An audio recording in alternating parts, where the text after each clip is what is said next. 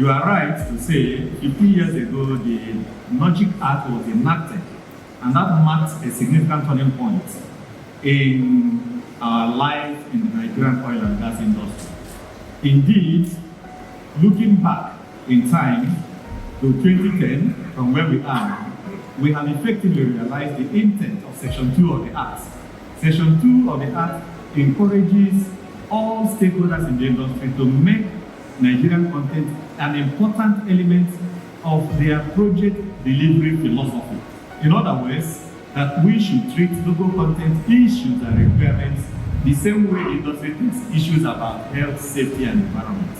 In other words, it should be a mindset change, a paradigm shift from not considering local content to ensuring that local content is considered in every project execution. So that is a significant achievement in the life of Nigerian oil and gas industry. Capacity and capital, they go hand in hand, and investors will only commit when there are bankable, de-risk contracts in place. I believe it's the same voice. And what I want to know is, from your perspective, what is truly required to support the growth of local industry in a way that makes this first policy actualize, not just something that we're aspiring to, but something that is realistic. Just from your perspective, what is necessary to be done? Firstly, the right environment should be created. And the right environment, we're talking about an environment where there's funding for the projects, okay, that makes for this local content initiative. What I mean is this: when you have funding for the local operators to engage in these projects, then you can have participation. Otherwise, you will still end up doing what is being done right now in the industry, where waivers are given to outsiders to come and do it. Okay, so funding is key. Another thing that is key is being able to, like you mentioned, bankable contracts. Okay, so we need to talk about the government now and CDM and others. We need to create an environment where that supports collaboration between the local partners, the local people, and the foreign partners. Yeah.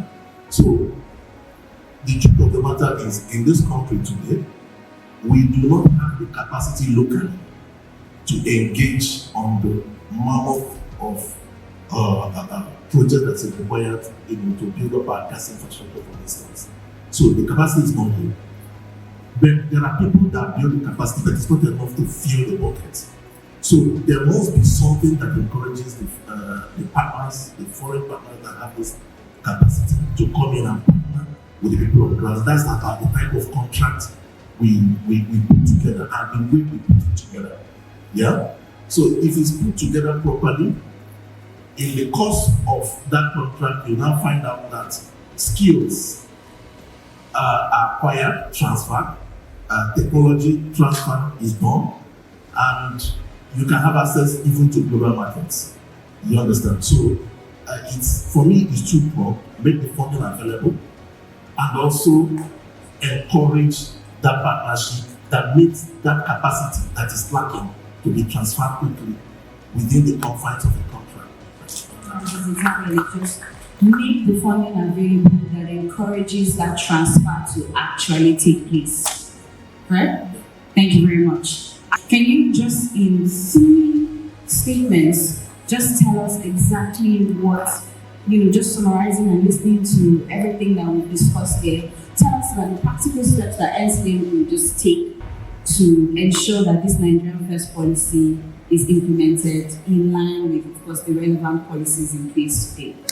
One of the greatest union of the industry is predictability in project and delivery. So guidelines, regulations, and the law is vis-a-vis the policy has to be consistent. Because if you look at it, we are talking about the same thing, how to deepen local content, utilization of local resources, for Nigerian contracts and projects. So that's one of the areas we will pay attention, is to ensure that we maintain a high level of predictability in our regulatory oversight. There is no education that people outside Nigeria have that we don't have.